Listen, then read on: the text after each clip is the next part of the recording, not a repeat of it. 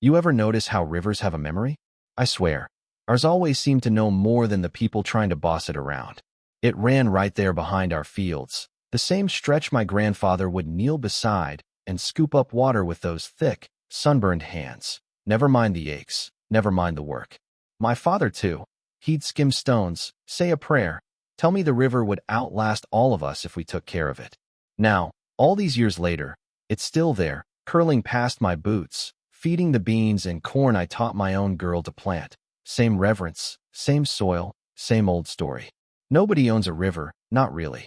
But ours marked the back line of my place, right up against the border of Briar Glen, that quiet neighborhood folks love to brag about. Yeah, peaceful on paper, but peel back the newsletters, and you'd see the gears turning. Folks measuring lawns, watching windows, whispering about mailbox flags, like their lives depended on someone else trimming a hedge. And above it all, the HOA perched up there, sipping lemonade, acting like mayors of their little patch of suburbia. I kept my head down. Just me and Eliza, my daughter, running the farm since her mom passed. 5 years now. Grief shows up like weeds, but you learn to pull it, one day at a time. Eliza was my anchor, always knowing when to crack a joke or just hug me around the waist, reminding me not to let the world swallow me up. Our place was a patchwork at the edge of Briar Glen and the floodplain, close enough for the HOA to act like they had a say, far enough that, legally, they didn't. They'd tried before, told me my grandfather's barn was unauthorized. Never mind it stood before most of their houses did. I beat them that time, but I never stopped documenting. Quiet folks make easy targets for noisy ones with clipboards, you know what I mean? One thing, though, the river was the boundary they never dared cross. It wasn't theirs.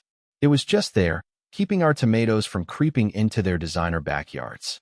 That worked, until Karen moved in. Yeah, Karen. Platinum hair, sunglasses in the rain. SUV, so clean it looked allergic to mud. New in town, and within a month, she's running for HOA president. Said the last board was too soft, wanted enhancements, whatever that meant. She started small. Surveys, glossy pamphlets, neighborly chats that felt more like job interviews.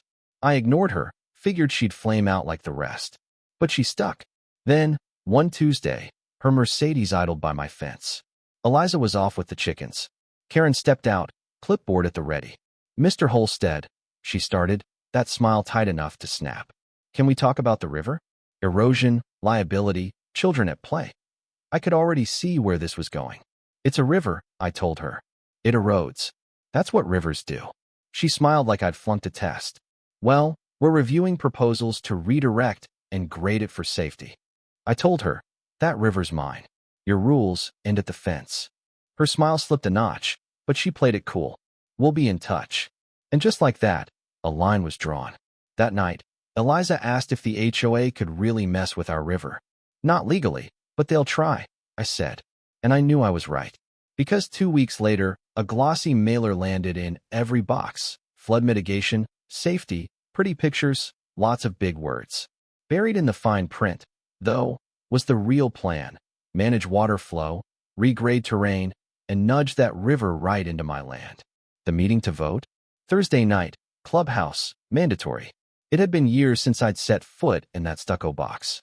The last time, my wife was alive, Eliza a toddler balanced on her hip, barbecue smoke in the air. Now it smelled like power plays and perfume. The place was packed, faces I knew, a few I trusted. Karen started up front, slideshow flickering.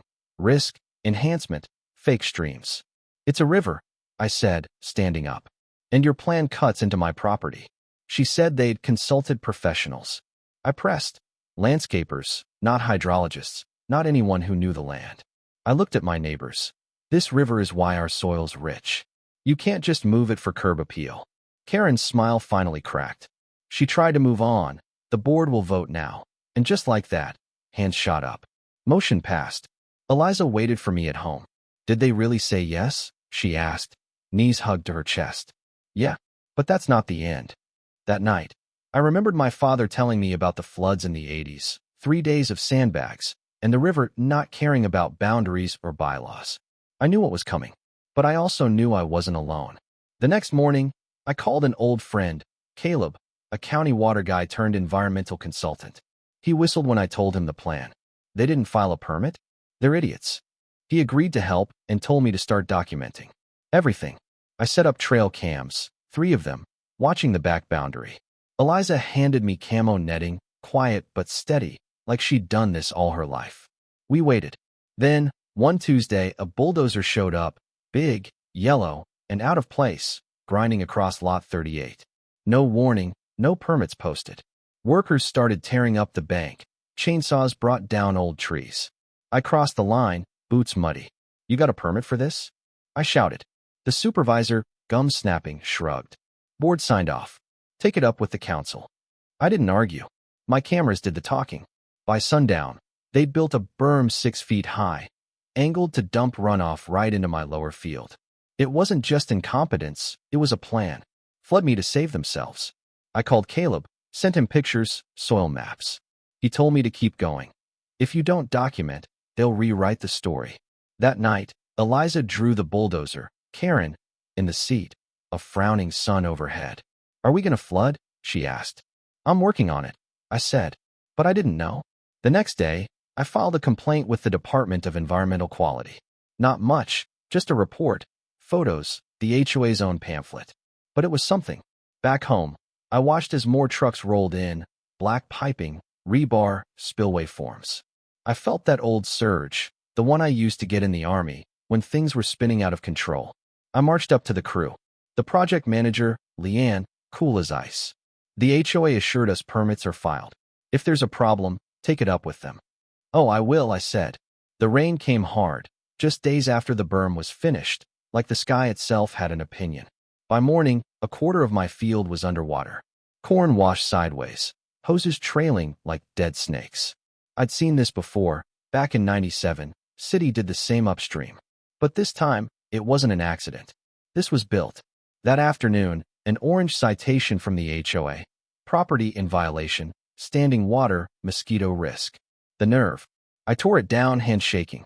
It got worse. Neighbors called. Minor flooding, but they got courtesy calls. I got threats. More fines, more legalese. They were painting me as the problem, the careless farmer dragging down property values. I'd seen it before.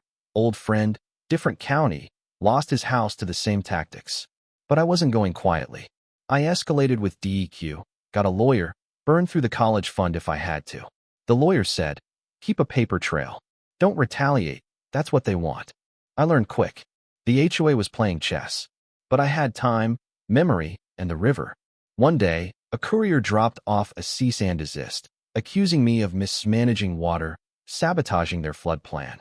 The very ditches I dug to save my field were unauthorized drainage. I laughed, bitter. They were cornering me, hoping I'd run out of money, will, or both.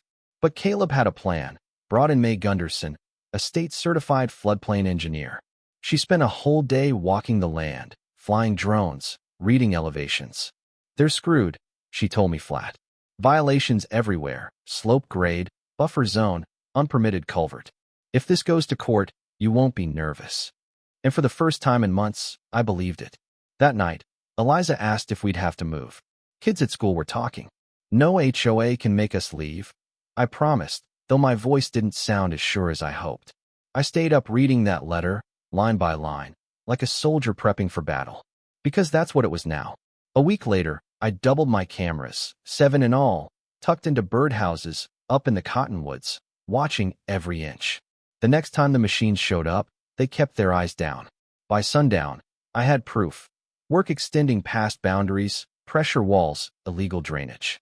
Caleb confirmed they'd built a rapid release system, illegal as hell, criminal if it failed. I didn't stop there. Weather logs, satellite images, soil samples. I built a case on science, not just rage. And I waited. Karen, thinking she'd won, let her contractors cross even farther, planting flags 2 feet over the line. I let her, cameras rolling. Eliza, wise beyond her years, watched from the window. "Will we win?" she asked. "Yes," I said. "How do you know?" "Because rivers always win." And then the rain came again, soft at first, then harder, steady, relentless. The creek swelled, pressed against their berm, found the weak spot. I saw it first on the birdhouse cam, a crack forming at the base. I could smell the storm before it hit. Air thick, birds silent, even the goats uneasy. By noon, the wind knocked the yard sideways. Rain poured, sheets of it. The field vanished, water pressed against the berm, and then, crack. The berm buckled, water erupted, not into my field this time, but straight through Karen's backyard. I ran to my truck, phone buzzing. Caleb, it's happening. Your cam's caught it. Back it all up. In the chaos, Karen stood barefoot on her porch, screaming, arms out, as water tore through her hedges, ripped up her patio, and funneled into her basement. The HOA board tried to stop it. Snow shovels, sandbags, none of it mattered. By night, emergency crews blocked off Briar Glen, news vans parked at the entrance. Karen's house tilted toward a sinkhole, her porch collapsed. The river had spoken. The HOA tried to call it an act of God. The news didn't buy it. My cameras showed the truth. Unpermitted work, Karen directing crews, trench work past property lines. County surveyors, DEQ officers, all saw it. They called me in for statements, photos, timestamps. The evidence didn't lie. Karen stopped showing up, but she never apologized. Not when pulled from her sinking porch. Not when her foundation cracked. Not when the news called her out. People like that never do. The next HOA meeting, I walked in as a witness, not a protester. Accountability at last. Courtroom smelled like paper and cold coffee. My lawyer, Mara, ran through the videos. Bulldozer, berm, collapse. May explained the violations, the reckless construction. Karen's lawyer tried to object, but it was all legal, all on my land. The judge saw through it. The HOA was liable. Damages, fees, elections, Karen out, river restored. It took months for the land to heal. State crews dismantled the berm, set the river free again. Eliza and I planted new seeds, started a program for local kids, how to respect land, how rivers work, how to care instead of control. Some neighbors joined, quietly. Karen moved away. Her house, never quite the same. One morning, I found a note. Well, you were right about the river. Just K. I burned it. Closure, not spite. We planted squash that spring. Eliza painted the rose signs. Hope cracking open inside me like sunlight through old clouds. The rain didn't scare me anymore. I stood on the porch, coffee in hand, watching the river as it found its way back home, where it always belonged. You can fight nature. You can play king with paper and plans. But rivers remember. And if you listen close, they'll tell you, so does the land. So do the people who care for it. What about you? Ever seen a place fight back? Ever watched justice come not with a gavel, but with rain? Let me know. Where do you stand on right and wrong, on power and truth? Drop your story, your take, down below. Because in the end, the current pulls all of us along, one way or another.